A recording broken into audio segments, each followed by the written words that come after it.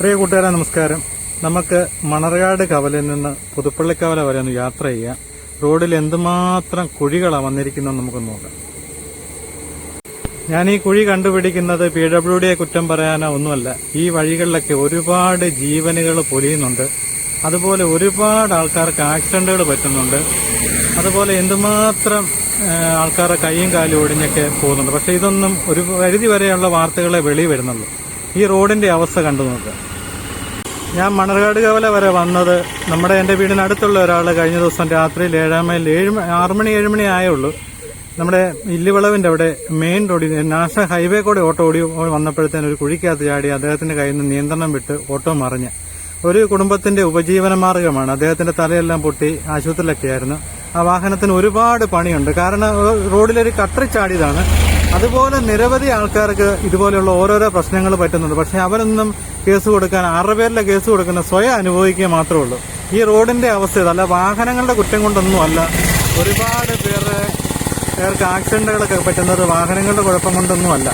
ഇതെല്ലാം നമ്മുടെ റോഡിന്റെ കുഴപ്പം കൊണ്ടാണ്. അപ്പൊ ഈ റോഡിലെ കുഴികൾ വേണ്ട വിധമൊക്കെ ഒന്ന് അടച്ചു പോവുകയാണെന്നുണ്ടെങ്കിൽ ഒരുപാട് അപകടങ്ങൾ കുറയാൻ പറ്റും. നിങ്ങളിതൊന്ന് കാണാൻ.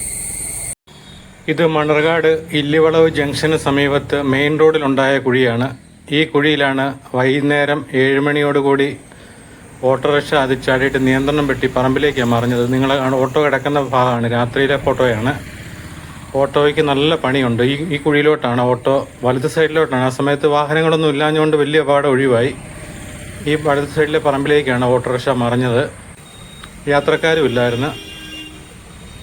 അത് പത്രത്തിൽ വാർത്തയൊക്കെ വന്നാണ്. ഇത് മണർകാട് കവലയാണ്. ഇവിടുത്തെ വെള്ളക്കെട്ട് നിങ്ങൾ നോക്കി. ഈ അടുത്ത ഇടയിൽ ലക്ഷങ്ങൾ മുടക്കി ഇവിടെ നവീകരിച്ചതാണ്. അവിടുന്ന് അങ്ങോട്ട് പോയി കഴിഞ്ഞാൽ റോഡിൽ ഈ ചെറിയ ഒരുപാട് കുഴികളാണ് ഈ രൂപാന്തരപ്പെട്ടിരിക്കുന്നത്. കാറെല്ലാം പൊളിഞ്ഞു കിടക്കുകയാണ്. ഇതൊരു പെട്രോൾ പമ്പ്, അവിടെ ഒരു ഷോപ്പുണ്ട്, അതിൻ്റെ മുൻവശമാണ്. ഇവിടെ ഇങ്ങോട്ട് ചെറിയ ഒരുപാട് കുഴികളുണ്ട്. ഇതുണ്ട്. ഇതെല്ലാം ചെറിയ കുഴികളാണ്. ഇതിൻ്റെ അകത്തോട്ടൊക്കെ 2 വീലറുകാരാണ് പെട്ടെന്ന് ചാടി അപകടത്തിൽപ്പെടുന്നത്. അവർക്കാണ് ഏറ്റവും കൂടുതൽ പരിക്ക് പറ്റി കിടക്കുന്നത്. ഒരുപാട് ആൾക്കാർക്കാണ് ആക്സിഡൻ്റായി കോട്ടയം മെഡിക്കൽ കോളേജിലൊക്കെ ഉണ്ട്. ഇതൊക്കെ കേസിന് 6 പേരിലെ കേസിന് പോകുന്നു. ഇവിടെ എല്ലാം ചെറിയ കുഴികളാണ്. കണ്ടോ, ഇത് കുറച്ച് കോൺക്രീറ്റ് അവിടെ വാരിയിട്ടിട്ടുണ്ട്. അതുപോലെ റോഡിൽ ഓട എന്ന് പറയുന്നത് ഇത് നല്ല റോഡായിരുന്നു, ബൈപ്പാസ് റോഡ്. ഇത് പൈപ്പിന് വേണ്ടി വെട്ടിപ്പൊളിച്ചതാണ് ഈ നശിപ്പിച്ചിട്ടിരിക്കുന്നത്. ഈ റോഡിൻ്റെ സൈഡിൽ ഇവിടെ കാട് പിടിച്ച് കിടക്കുന്നു. അതുപോലെ ഇതുണ്ട്. ഈ സൈഡിൽ ഓടയുള്ളതാണ്. പക്ഷേ ആ ഓടയ്ക്കകത്തോട്ട് വെള്ളം പോകുന്നില്ല. ആ വെള്ളം മുഴുവൻ ഇതിവിടെ നിരന്നൊഴുകുകയാണ്.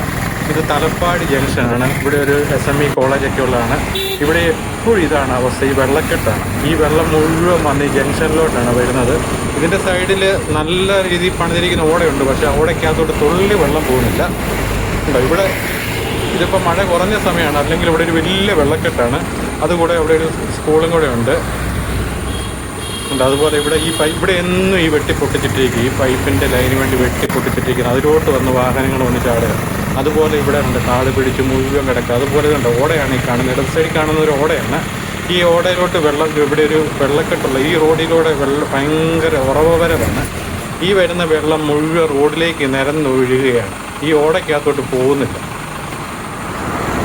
ഉണ്ടോ, ഈ വഴി ഈ ഇതിലെ വരുന്ന വെള്ളം മുഴുവൻ ഇതിങ്ങോട്ട് നല്ല വെള്ളം വരവാണ് ഇവിടെ വരുന്നത്.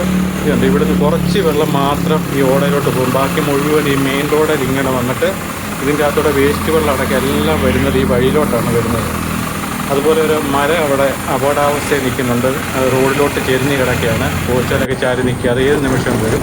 അവിടെ നിന്നോട്ട് പോന്നു കഴിഞ്ഞാൽ ചെറിയ ഒരുപാട് കുഴികൾ. ഇതൊരു വലിയ വളമാണ്. ഇവിടെ മിക്ക ദിവസവും SME കോളേജിൻ്റെ വാതിലാണ്. ഇവിടെ ഒരുപാട് അപകടങ്ങൾ ഉണ്ടാകുന്നതാണ്. ഇവിടെ ഇതുപോലെ ഈ ഇടത് സൈഡ് മുഴുവൻ കാട് പിടിച്ച് കിടക്കുകയാണ്. ഇത് വർഷങ്ങളായിട്ട് ഇത് മറവാണ്. വാഹനങ്ങൾക്ക് വരുന്നവർക്ക് ഒന്നും കാണാൻ പോലും പറ്റാത്ത അത്രയ്ക്കും ഇതായിട്ട് നിൽക്കുകയാണ്. ഇത് നല്ല 2-3 വലിയ വളവുകളാണ്. ഇവിടെയൊക്കെ വാഹനങ്ങൾ അമിത വേഗതയിൽ തന്നെയാണ് വന്നുകൊണ്ടിരിക്കുന്നത്.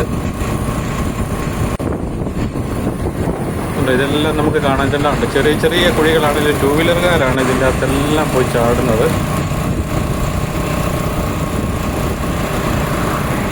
വാഹനങ്ങളുടെ വരവിന് യാതൊരു മടുപ്പുമില്ല. ബൈപ്പാസ് റോഡും കൂടെയല്ലേ.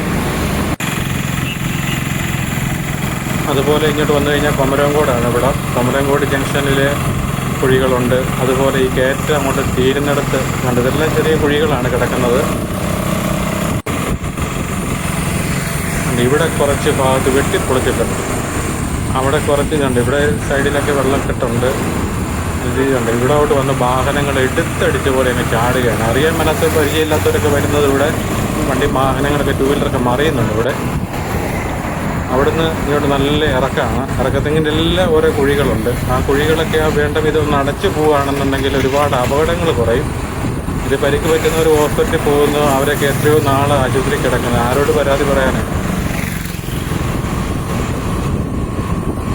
ഇവിടുന്ന് പിന്നെ കുത്തിറക്കാണ്, കാഞ്ഞിരത്തുമൂട് വരെയുള്ള കുത്തിറക്കാണ്. ഇവിടെ വന്നു കഴിഞ്ഞാൽ കാഞ്ഞിരത്തുമൂട് ജംഗ്ഷനിലോട്ട് വരുന്നിടത്ത് പയ്യപ്പാടി റോഡുമായിട്ട് തിരിയുന്ന ഒരു ജംഗ്ഷനാണ്. അവിടെയൊക്കെ നിങ്ങൾക്ക് കാണത്തില്ല, ഇഷ്ടംപോലെ കുഴികളാണ്. ഇത് കണ്ടോ, ഇങ്ങോട്ട് വരുമ്പോൾ ഈ ഓട്ടോ സ്റ്റാൻഡിൻ്റെ മുൻവശത്തൊരു വലിയ കുറേ കുഴികൾ രൂപാന്തരപ്പെട്ടിരിക്കുകയാണ്. ഇത് കണ്ട് ഇതിൻ്റെ അകത്തോട്ട് വാഹനങ്ങൾ ഇവിടെ ഒരു മിക്ക ദിവസവും അപകടങ്ങളുണ്ടാവും. ഇതുണ്ടോ, അതുപോലെ കിടക്കുകയാണ്. അതുപോലെ ഇവിടെ നിന്ന് ഇനി പുതുപ്പള്ളി കവലിലോട്ട് പോകുന്നിടത്താണ് ധാരാളം കുഴികൾ വന്നിരിക്കുകയാണ്. എല്ലാം ചെറിയ ചെറിയ കുഴികളാണെന്ന് പറഞ്ഞാൽ ടൂ വീലറുകാർ എല്ലാം ചാടി പോവുകയാണ്. വലിയ വാഹന യാത്രക്കാർക്ക് വലിയ പ്രശ്നം വരുന്നില്ല. എങ്കിലും